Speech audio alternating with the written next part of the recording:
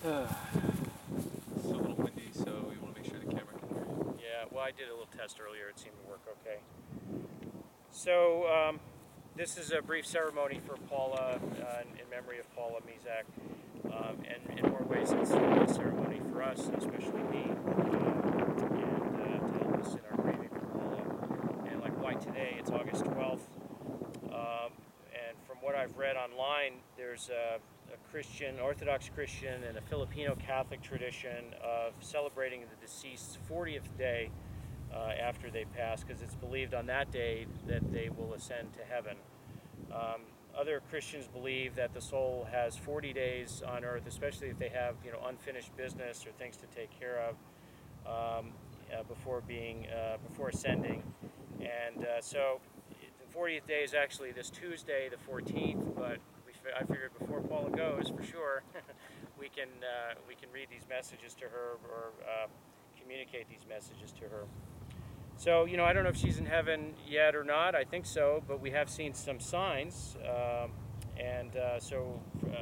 When we used to pull into a crowded parking lot, we used to joke, "Oh, we got to pray for a good spot," and or if we get a good spot, we thank God for it. And so I'm just getting great parking spots without even asking, even in the shade for Ruthie. So I think that's a sign.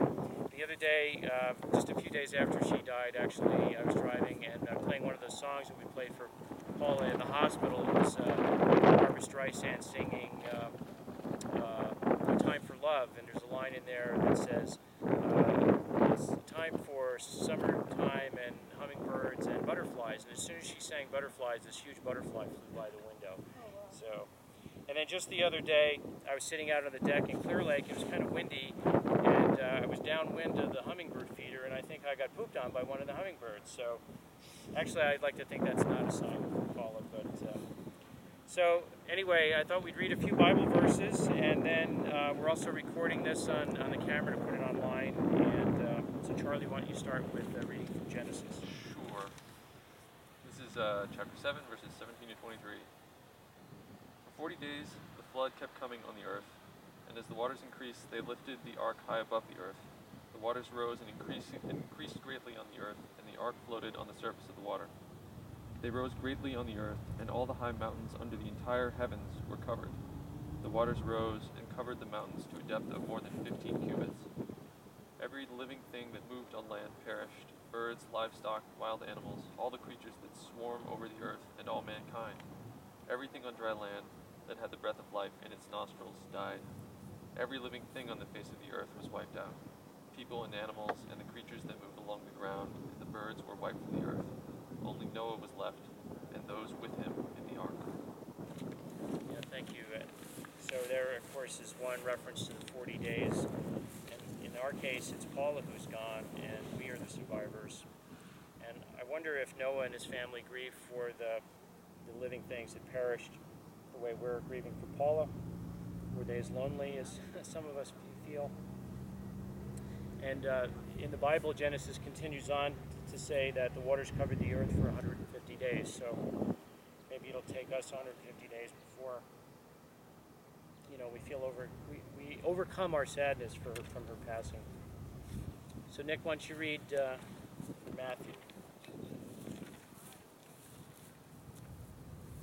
Jesus is tested in the wilderness for 40 days. Then Jesus was led by the Spirit into the wilderness to be tempted by the devil. After fasting for 40 days and 40 nights, he was hungry. The tempter came to him and said, "If you are the Son of God, tell these stones to become bread."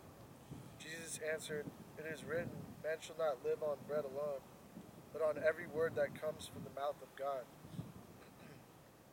Then the devil took him to the holy city and had him stand on the highest point of the temple. "If you are the Son of God," he said, "throw yourself down, for it is written, he will command his angels concerning you, and they will lift you up in their hands, so that you will not strike your foot against a stone." Jesus answered him, "It is also written, do not put the Lord your God to the test." Again, the devil took him to a very high mountain and showed him all the kingdoms of the world and their splendor. "All this I will give you," he said, "if you will bow down and worship me."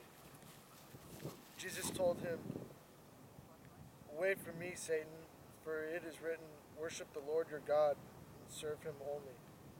Then the devil left him, and angels came and attended him.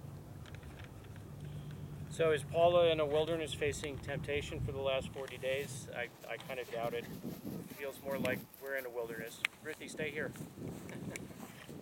And if Paula's soul is being tempted, I'm sure her disdain for gluten, heights, and worldly possessions will probably help her resist. And I'm sure the angels are also attending to Paula also. So Tim, why don't you read the third and last reading before we set fire? This is from Ephesians chapter 4, verses 31 and 32. Instructions for Christian forgiveness. Get rid of all bitterness, rage, and anger, brawling and slander, along with every form of malice. Be kind and compassionate to one another, forgiving each other, just as in Christ, God forgave you. Just as God forgave us. In the hospital, a few days before Paula died, she was really only able to nod in agreement or speak a few individual words periodically. Here's what she said in those days from notes that Charlie took down on his iPhone. Eternity. No judgment. Memory reverse. Money, time, waste, squandered. Values. Disagreement, petty. And one time the nurse came in and asked if she was in pain. She said, pain, more physiological than anything else. So during those days, I was able to look in her eyes and tell her she was beautiful and how lucky I felt to be married to her. And we forgave each other for all those petty disagreements from our past. So, but I was still struggling with the grief, and so that's when I thought of this ceremony, as you saw in the notes that I sent out. I had to write down all the different specific things that I wanted to forgive Paula for, and all the things I wanted to forgive myself for. And so that's what I invited everybody to provide their own things, their own messages. It didn't have to be things to forgive each other about, but just messages to Paula. So now we're going to set those on fire. As I mentioned in my email, there's a tradition on New Year's Eve to write down the regrets that you might have from the previous year, and so and then burn them in the fireplace. So I didn't want to wait till the end of the year, so instead we're going to do it today. So here's mine, ones that were sent, one from Rachel and from friends. One email, someone emailed me and said just print it out and burn it. So, Another one. Here, you got more? All right, yeah.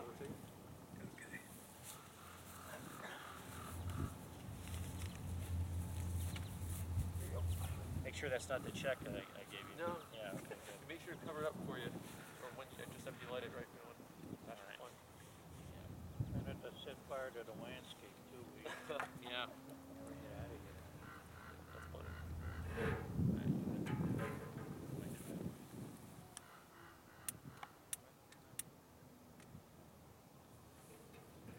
Good.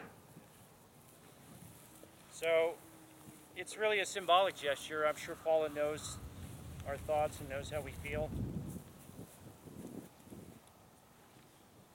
And hopefully we won't get in trouble for setting these on fire.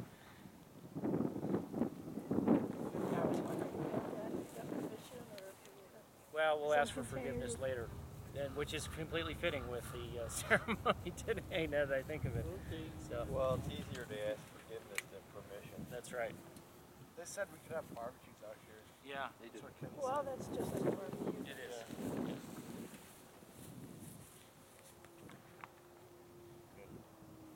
Okay, well, thanks everybody. So I'm going to turn off the camera and Cool.